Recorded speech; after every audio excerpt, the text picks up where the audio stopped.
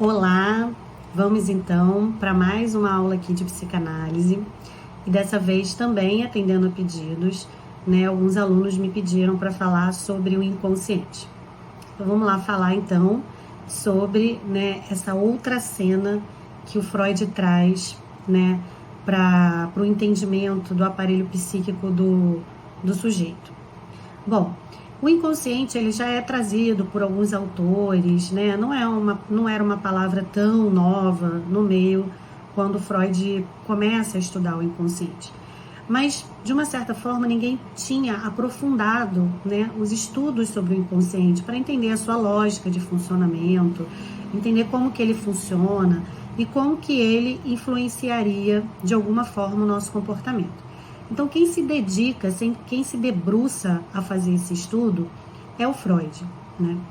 E para eu falar sobre esse funcionamento do inconsciente, eu vou falar sobre um texto que vocês devem conhecer, que é a Psicopatologia da Vida Cotidiana. Esse texto é maravilhoso, inclusive pelo seu próprio título, né? Porque quando Freud fala de uma psicopatologia na vida cotidiana, é que ele está dizendo que não existe normalidade, que a gente, na nossa vida, né, no nosso dia a dia, na nossa vida cotidiana, nós temos funcionamentos que são psicopatológicos, né? Trazendo essa falta, né, de noção de uma normalidade que poderia existir. Mas quando ele apresenta esse texto, ele está trabalhando um esquecimento de um nome próprio que ele mesmo produz. Ele está querendo lembrar do nome do artista Signorelli, numa conversa que ele está tendo com um estranho no trem. E ele tem dificuldades de lembrar desse nome, e ele vai vindo nomes substitutos, né? E aí ele lembra de Boltraffio e de Botticelli. E aí ele fica assim, poxa, por que eu tô lembrando, né, de Botticelli e Boltraffio, que são artistas que eu nem tenho tanta intimidade e não tô conseguindo lembrar o que eu gostaria de fato de lembrar, que era o nome de Signorelli. Então o Freud, como é um ato falho dele, né, um esquecimento dele, ele acaba fazendo toda uma apresentação nesse texto de como que ele vai desfiando, né, o inconsciente dele, de como que a lógica do inconsciente dele teria funcionado. E aí o que ele observa, né, é que quando ele vai lembrando desses outros nomes, né, que é o Botticelli e o Boltraffio, na verdade são nomes que estão trazendo materiais recalcados, né? Então ele vai dizer assim, bom, Boltraffio e Botticelli vem de Bo, porque ele estava num trajeto no trem que era da Bósnia e Herzegovina. Então esse Bo, do caminho, do trajeto, aparece em ambos os nomes.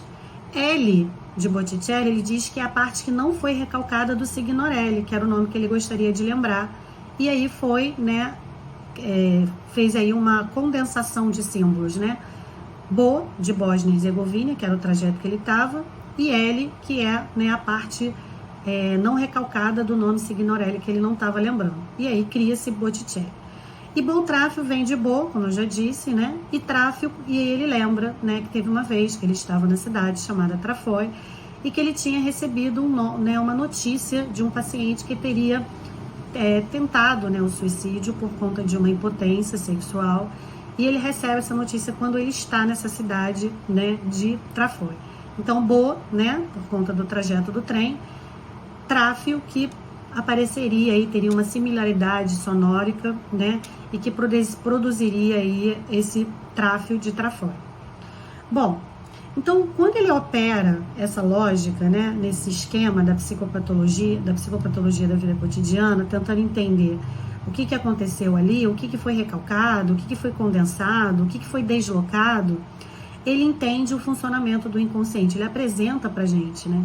E ele vai dizer, só que ele não vai abrir pra gente, assim, né? Mas ele vai dizer, olha, e o que me leva, né, os materiais que eu consigo acessar depois que eu faço essa análise, é que tem algo meu relacionado à morte e à sexualidade que foram recalcados e por isso que eu não estava conseguindo lembrar do nome de Signorelli. E aí o Lacan, depois de uma releitura, ele vai dizer, afinal de contas, signo, de Sigmund Freud, né?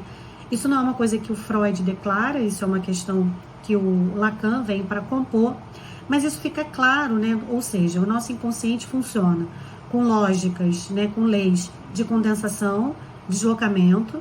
Existe uma operação do recalque, que são aqueles materiais que que socialmente não são bem aceitos, que podem estar ligados à sexualidade e à morte, né?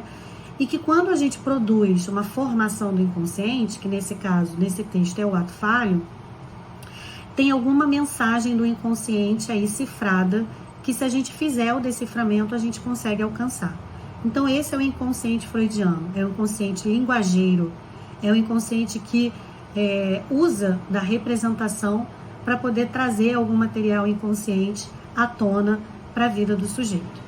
Bom, espero que vocês tenham gostado desse vídeo e se vocês gostaram, se inscreva aqui no nosso canal para poder acompanhar os nossos materiais e estamos esperando por mais sugestões de vídeo. Nós adoramos receber as sugestões de vocês.